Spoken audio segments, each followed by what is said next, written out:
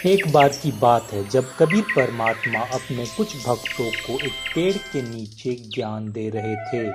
कबीर परमात्मा सभी को सत्मार्ग और सत्कर्म करने का उपदेश दे रहे थे। हम सभी उस एक परमात्मा के अंश हैं। हम सभी इस पृथ्वी पर अपने कर्मों के अनुसार एक माया जाल में उलझे पड़े हैं। हम सभी का असली घर सतलोक है, इसलिए हमें हमेशा सत्कर्म करते हुए सतमार्ग पर चलना चाहिए। वही हमें हमारा असली घर सतलोक ले जा सकता है। कबीर परमात्मा ऐसा बोल ही रहे थे कि तभी वहां पे रामू नाम का एक व्यक्ति आ जाता है और वह अपनी पत्नी मायावती को सत्संग छोड़कर घर जाने को बोलने लगता है। मायावती, तुम जल्दी से घर जाओ। इस पाखंडी की बातों को सुनने की कोई जरूरत नहीं है। मुझे भूख लगी है, जल्दी से जाकर खाना बनाओ। भगवान के लिए ऐसा मत बोलिए जी, ये साक्षात परमपिता कबीर जी हैं। इस युग में कबीर जी ही साक्षात भगवान हैं। हाँ हाँ, बहुत सुना है मैंने तुम्हारे इस भगवान के बारे में। अब जल्दी से घर जाओ, नहीं तो मुझसे बुरा कोई नहीं होगा। ऐसा बोल के रामू अपने घर की तरफ जाने लगता है। दरअसल रामू किसी भी भगवान पे भरोसा नहीं करता था, इसलिए वो बहुत ही घमंडी भी बन चुका था। मेरे पति को कृपा कर क्षमा कर दें भगवान, वो अभी आपके इस रूप से अनजान हैं। कृपया कर उनके इस गलती का सजा मुझे दे दें भगवान। कोई बात नहीं मायावती, मैं तुम्हारे पति के बातों से बिल्कुल भी दुखी नहीं हूँ। अभी वो नादान है, सही समय आने पर वह सब कुछ समझ जाएगा। रामू भी उसी परम पिता का संतान है। फिलहाल तुम्हें अपना पति धर्म का पालन करना चाहिए। जल्दी से जाओ और जाकर रामू को खाना खिलाओ। जैसी आपकी लीला प्रभु। उसके बाद मायावती सत्संग को छोड़कर अपना पति धर्म निभाने के लिए अपने घर की तरफ जाने लगती है।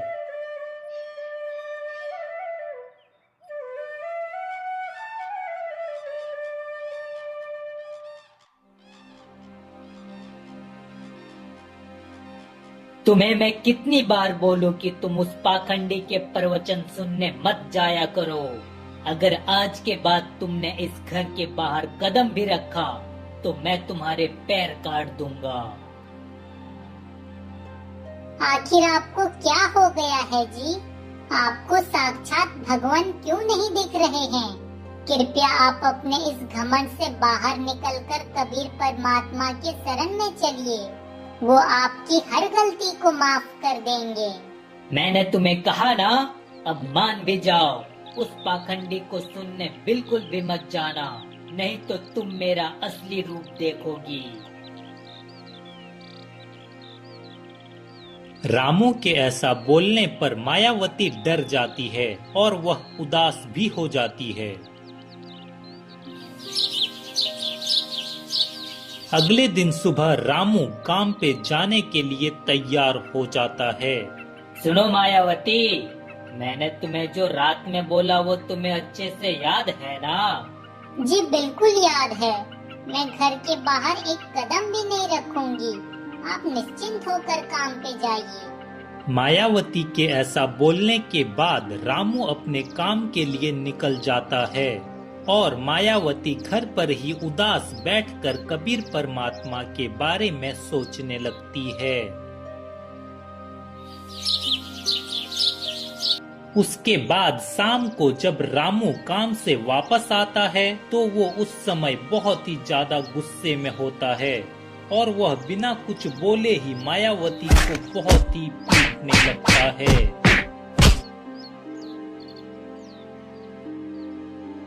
क्या हुआ जी? आखिर आपने मुझे मेरी गलती बताए बिना ही क्यों इतना मारा? क्योंकि मेरे बोलने के बावजूद तुम उस ढोंगी कबीर के पास प्रवचन सुनने के लिए गई थी। नहीं जी, आपको किसी ने झूठी खबर दी है। मैं तो दिन भर अपने घर पे ही हूँ। मैं घर के बाहर एक कदम भी नहीं रखी हूँ।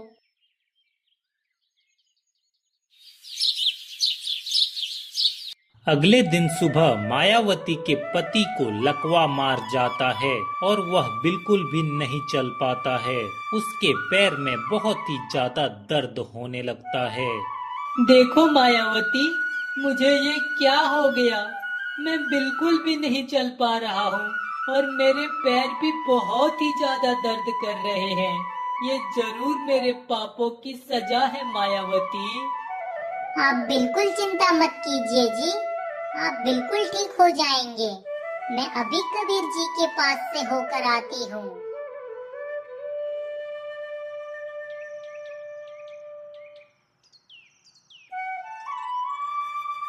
उसके बाद मायावती कबीर परमात्मा के पास चली जाती है और उनसे कहती है, हे भगवान, कृपा कर आप मेरे पति को माफ कर दें।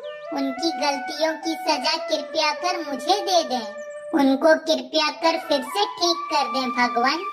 उनके सिवा मेरा इस दुनिया में कोई नहीं है। पुत्री मायावती, इस धरती पर सभी को अपने कर्मों के अनुसार ही फल मिलता है। यहाँ पे सभी को अपने कर्मों का फल जरूर से जरूर भुगतना पड़ता है। तुम्हारे पति को सतमार्ग पर लाने के लिए ही उस प्रभु ने ऐसी लीला रची है। कृपया कर उनकी गलतियों को क्षमा कर दें भगवान। अब उनको इस बात का एहसास हो चुका है। अब वो कभी भी किसी के साथ कोई भी गलत काम नहीं करेगा। कृपया आप उसे माफ कर दें भगवान। मायावती के ऐसा बोलने पर कबीर परमात्मा को उसके ऊपर दया आ जाता है। फिर वह मायावती को एक फल देते हैं और कहते हैं, ये फल तुम अपने पति को खिला देना पुत्री, वो बिल्कुल ठीक हो जाएगा।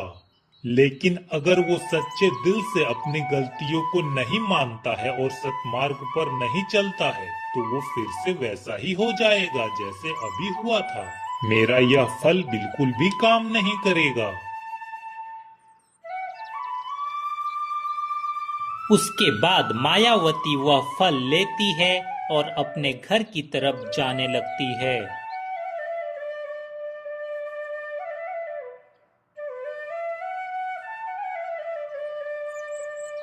घर जाकर जैसे ही मायावती वह फल अपने पति को खिलाती है, उसका पति बिल्कुल ही स्वस्थ हो जाता है। मैं तो बिल्कुल ठीक हो गया मायावती। सच में कबीर जी परमपिता हैं, वही भगवान हैं। हाँ जी, ये बात तो मैं पहले ही जानती थी। अब चलिए कबीर जी को धन्यवाद कहकर उनके शरण में जाते हैं। हाँ हाँ मायावती, जल्दी चलो, मुझे जल्दी से कबीर परमात्मा के पास ले चलो। ऐसा बोलकर रामू अपनी पत्नी मायावती के साथ कबीर परमात्मा के पास चले जाते हैं और कबीर परमात्मा को धन्यवाद कहकर हमेशा के लिए उनके शरण में ही रह जाते हैं।